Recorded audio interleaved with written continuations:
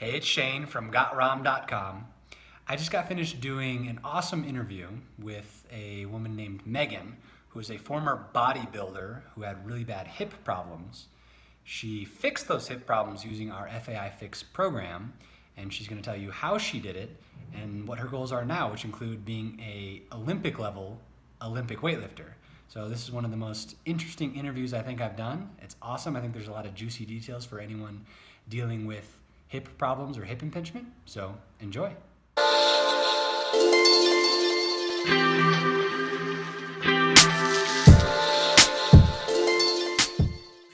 So let's start with that. Can you tell me what your hips were like back when they were bad? Back when they were bad, yeah. So it's funny, I've told this story a million times, but I'm a little nervous this time. No worries. Anyway, so I came from a bodybuilding background, and when I started taking the fitness world seriously, I decided to do a bikini competition.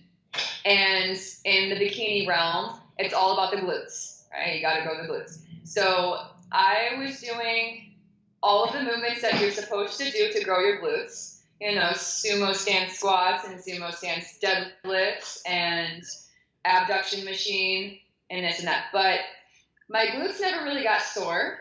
But at the time, I didn't know any better. I just kept doing the movements and adding load. I didn't realize at the time that my anterior, my hip flexors, my quads, my abductors were taking the brunt of that work. So my hips started to lock up occasionally. It happened about 2 times, and each time I was like, okay, I should probably just rest and stretch, and then they'll get better, which they did. They, took a week off, 2 weeks off, and then they would improve.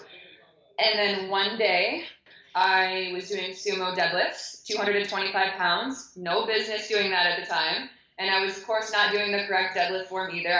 It was more like a squat than it was a deadlift. And after that day, my hips had locked up and they never let go. I actually never went and seeked outside help I never went to get an x-ray or an MRI or anything. That was because about a year and a half prior to that, I had a horrible experience in the Western medicine world. So I completely skipped over that, and I started doing some Googling and some things online, and I learned from that previous Western medicine experience, too, that Google doesn't have all the answers. So I tried to look for people like yourself who have experienced similar things, and I looked at blogs and just dove into some research. Came across your page, and I was like, this sounds kind of like what I'm experiencing. So I went through the self-test, and of course I tested positive for everything that said I have FAI. And like, well, shoot. I honestly just took a chance buying the program. Another backstory, backstory here again. I've never even heard about tissue work until December of 2016 when we got certified for something called World Gym Athletics. They brought everybody out and they said, this is a lacrosse ball and you can roll out your muscles, and you guys are all bodybuilders here, you're all very tight. And that was the first seed in my head where I'm like, oh, wow, this does hurt really bad. But I never adopted it at the time because I didn't know any better. But it wasn't long after that before I had to adopt it. So I already had kind of an idea of what this was all about. Anyway, hips beforehand, to sum that up, I could not do an air squat going all the way down without pain. I could not do a lunge. Walking hurt me. It hurt to do everything.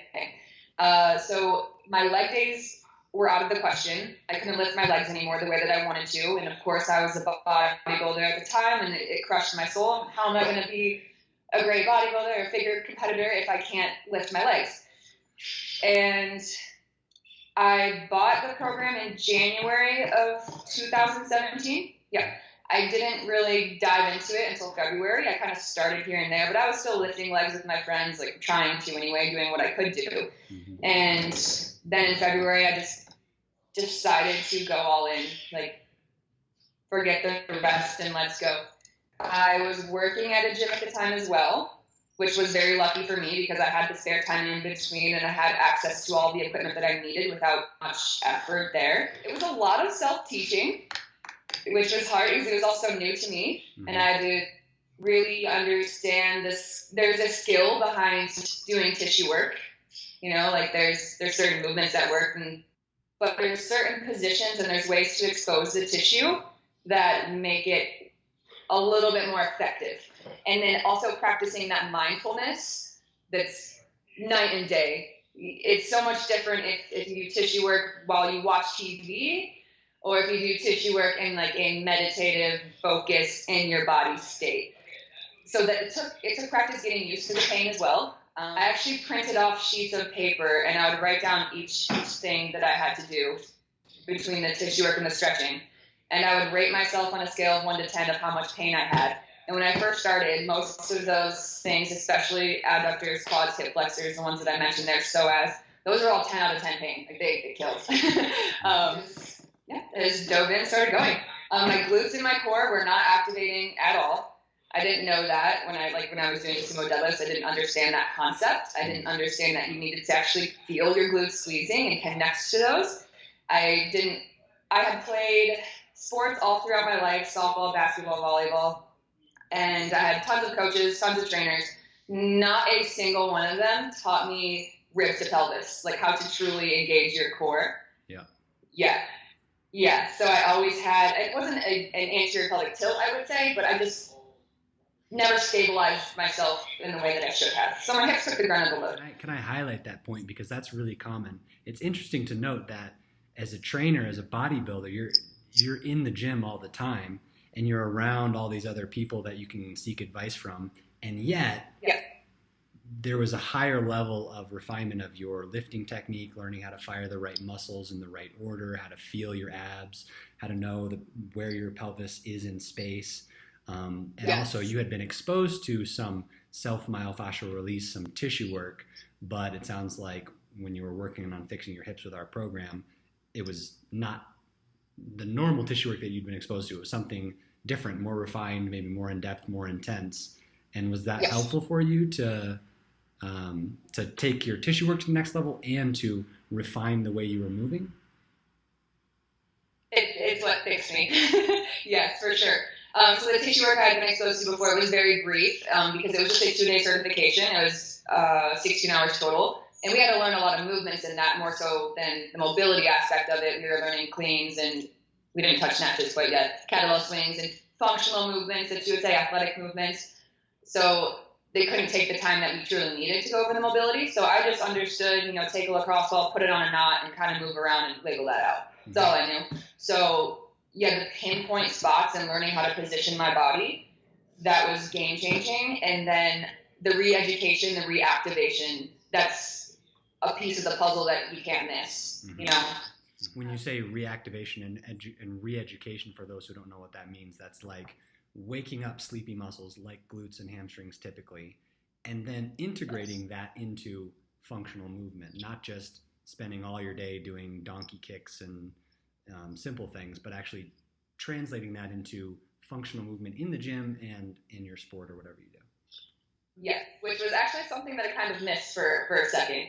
I instead of getting too functional, I was so afraid that I was going to hurt myself again, mess myself up again. I really I started doing things like, I guess it was functional, step-ups and just regular air squats. I would do leg press with the band around my knees. I wouldn't do any exercise with my lower body unless I felt my glutes firing. I just left the front side alone completely. It took about weeks for me to notice things started to actually change. So the first 8 weeks were really rough. I'm like, man, I'm putting a lot of time into this. I'm doing a lot of work, and I still hurt. Things still feel pretty much the same. I didn't know at the time either that it takes, about 6 to 8 weeks for soft tissue changes to start to really settle in and to stay. And I also wasn't incorporating those functional athletic movements and time under tension the way that I should have been at the time. But those 8 weeks, after I got myself into an overhead squat and actually sunk down all the way with the PVC pipe, of course, that was really exciting. I actually remember you commenting on the video that I posted of that overhead squat, my progress, and you said, hollow out your body a little bit more when you're at your start position. And just that cue alone, it helped a lot. Like it helped my positioning a lot more. Yeah. So by hollowing out my body, I mean bringing my ribs to my shoulders and activating the front side. And then I stuck to everything for about 8 or 9 months. Still not lifting my legs the way that I used to be lifting them. Just activating my glutes and mobility. I'm putting myself in the mind of someone listening or watching this video, and they might hear, it took me 8 weeks to start to feel better and 8 months to be like completely better. And that might occur to them as like a long period of time, Yes. which maybe it is, maybe it isn't. I don't know. It depends. But the way that and that was similar in my own experience. It was like a couple months and I started feeling better, and then a couple more months and I was like, oh, I feel almost brand new. And the way that I describe why that's so is because how old are you? And you're 20 something?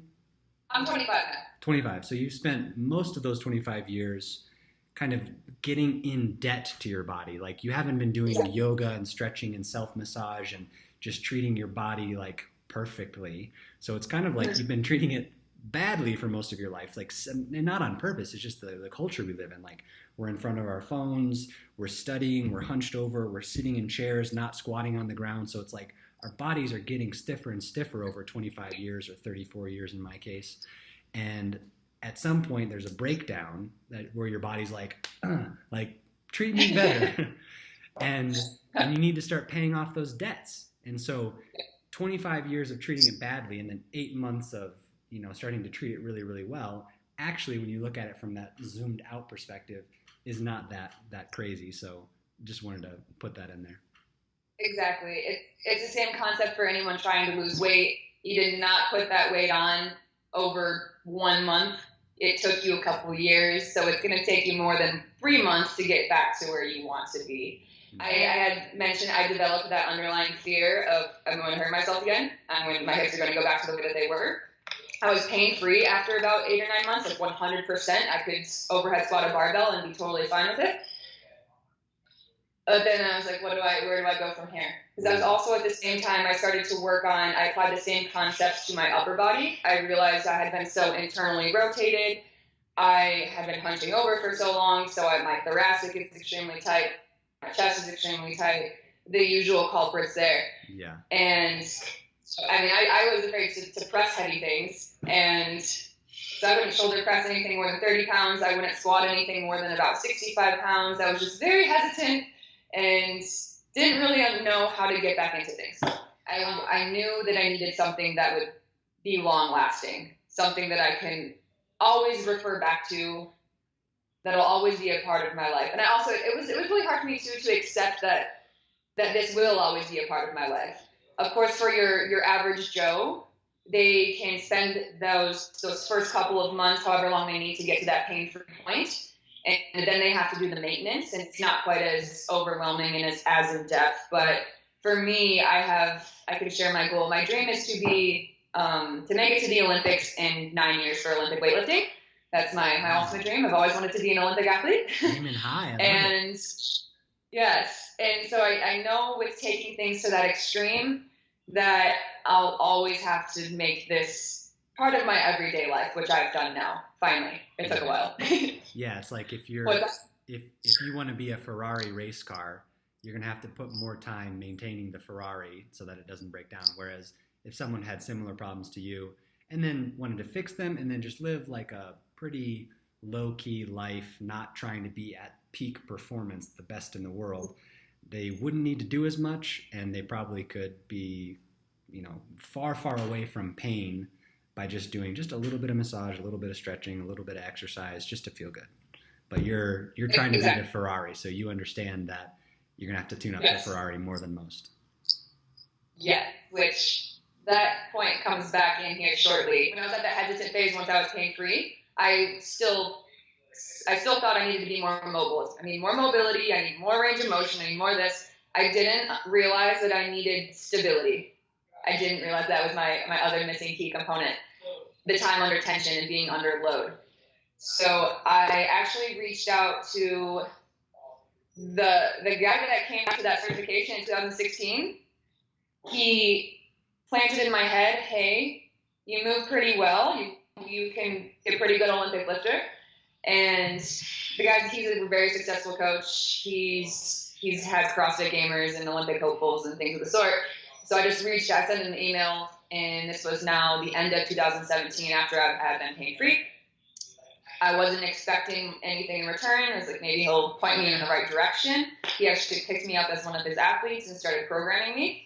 And it's been history ever since then. Like, I absolutely love it. I obviously have fallen in love with the sport of Olympic weightlifting. In the first 3 months or so of training with him, being programmed by him, I was not allowed to clean and jerk and snatch because I was still so messy. I had no stability. I didn't have that control over my body that I needed. So he really hammered my posterior chain. I think my backside was sore for months. And I kept up with all of your methods and your tools, the tissue work, the stretching, and the reactivation. I kept that part of my routine.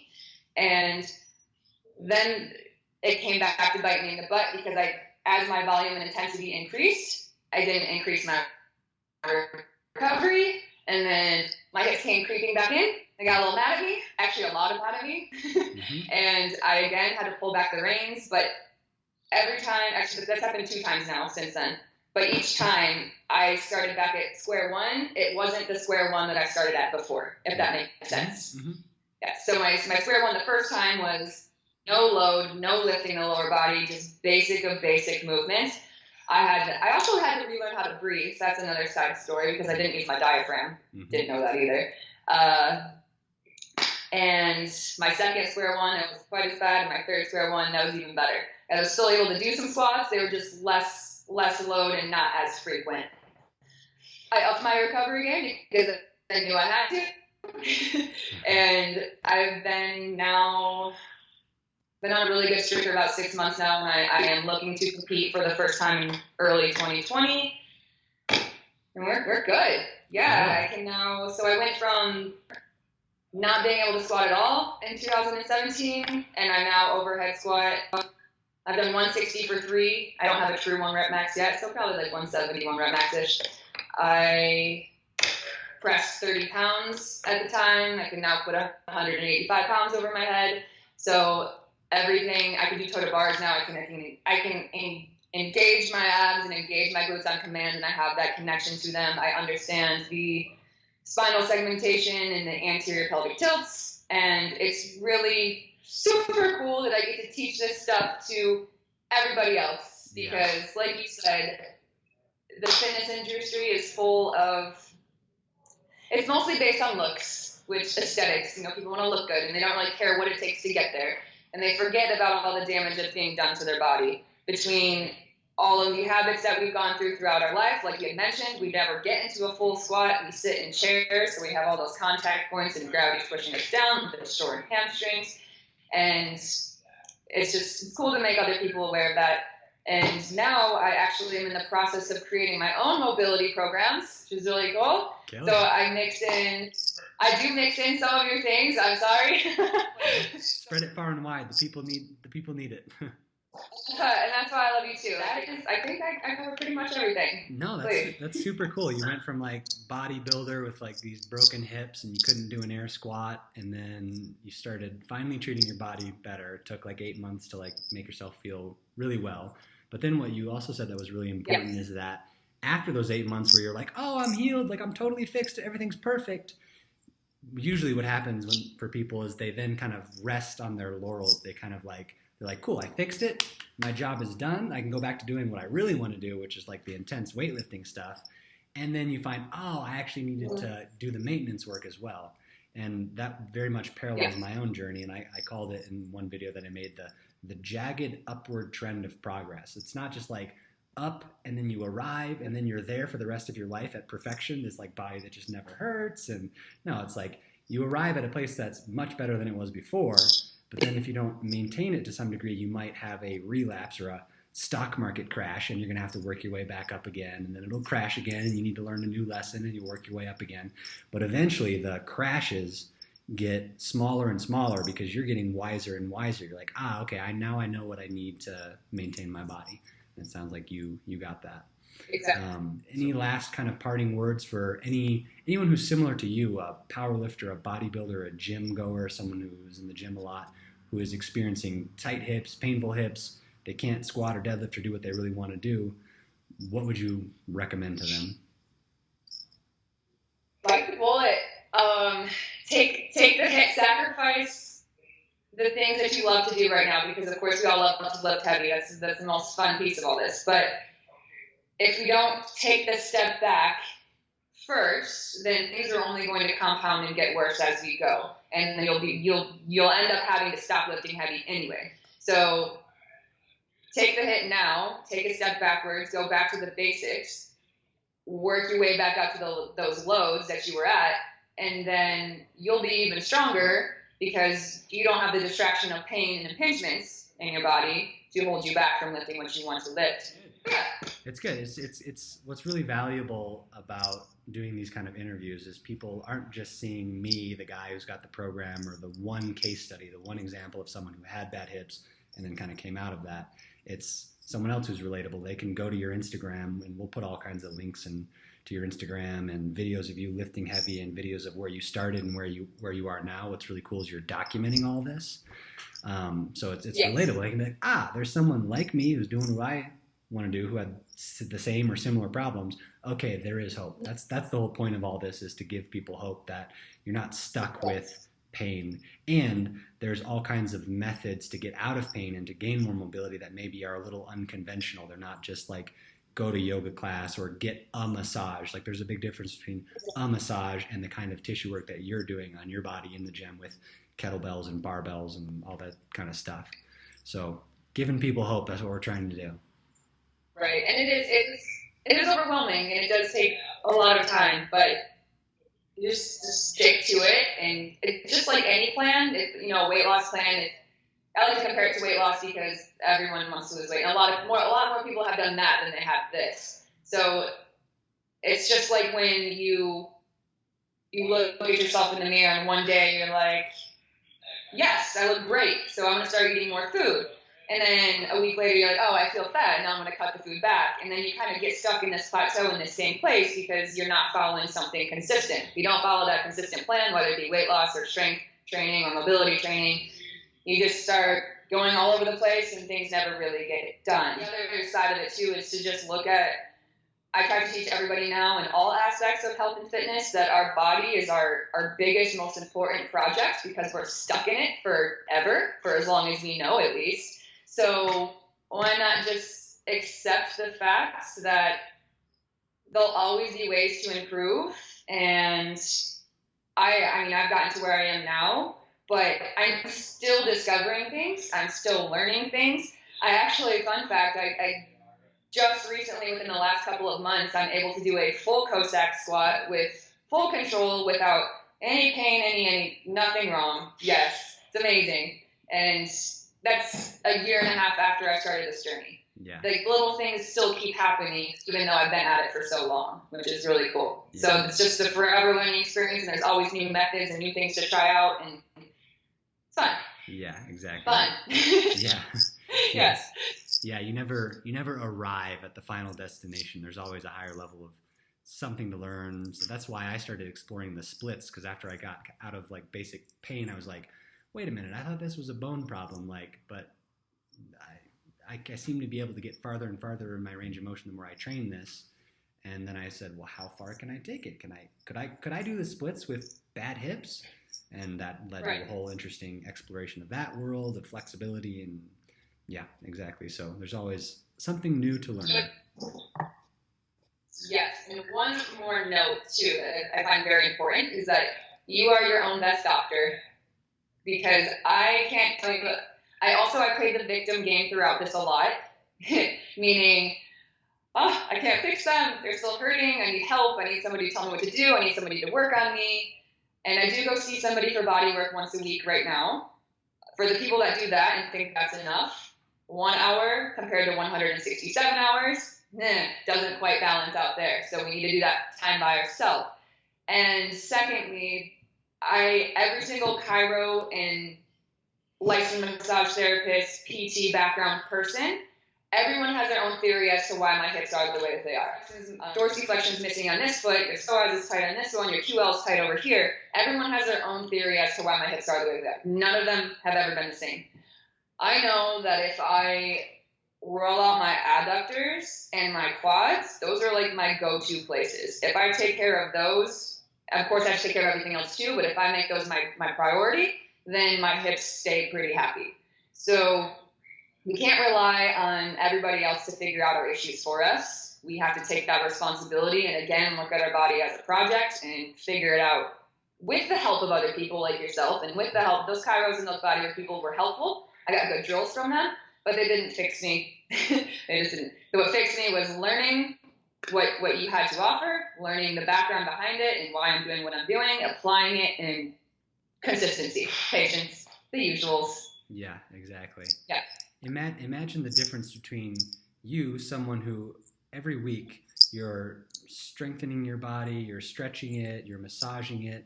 I like to think of those things as like having a conversation with your body. It's like you're checking in with your body. Like if you only did just strengthening or just stretching or just massage, you're missing a key perspective. Like when I massage my body, it hurts here, but not here. It hurts there, but not there. And I couldn't even feel that if I was just stretching my body. I might feel something completely different. So it's like when you're doing all three, that's why we have kind of the three pillars: tissue work, stretching, and re-education or strengthening, motor control training. When you're doing all three of those and you're doing it consistently, imagine the level of internal IQ, like self-awareness you're going to have now after a year, and then now after 8 years, after 10 years, 20 years of consistently talking with your body in this way. And imagine how much more empowered you'll feel. Like when you're 40 years old and something starts to hurt on your body, you're like, I've dealt with this before. I know exactly what to do. I can massage this, I can do this. Whereas for the average person, they're really, really dependent on the person in the white coat, the doctor or the physical therapist. Just like something hurts, like fix me. They just like that. And unfortunately, it's because the education is not available. It's like, I mean, it's getting more and more available with online courses and all this stuff. But it's very empowering to have that conversation with your body every day, gain that self-understanding, and then not be afraid if something breaks down in the future. Exactly. And I love that you pointed that out too, because it is so cool too. And like you said, your body literally talks to you. And I start every session that I do, every strength training session that I do, I literally just move through. I do a little bit of tissue work in my primary areas, and I just move through full ranges of motion. And I'm like, okay, this feels like this, and this feels like this. This feels a little weird today. And you can just tell like what feels off and what feels right. And like you said, down the road, don't have to rely on other people to help fix you. And I know too, I have had a lot of people come to me who have been through physical therapy, and they've gotten some progress, and they're missing that tissue work. And one guy, I did a shoulder impingement for a year. He did tissue work for 2 weeks, and he's like, I can lift my arm above my head again. He's completely embraced it, and it's really cool to watch that. Yeah. Awesome. Cool. Well, Megan, thank you so very much for sharing your story with everyone. And we'll post this on YouTube as soon as we can. And of course. Everyone will link to Megan's Instagram. You can see her progress. You can see how she was overhead squatting a year ago and now, and all kinds of fun stuff. And keep making the world mobile. Of course. It was nice to virtually meet you. Yes, very much so. Talk again later. Yeah. See ya. All right. Enjoy the rest of your day. Yeah, be cool, just move with the groove. No funk in here, the beat way too smooth. Yeah, let's just do what we came to do. Just vibe with it, vibe with it, vibe with it. Be cool, just move with the groove. Let's go. No funk in here, the beat way too smooth. Let's just do what we came to do. Just vibe with it, vibe with it. Yeah, be cool, just move with the groove. No funk in here, the beat way too smooth. Yeah, let's just do what we came to do.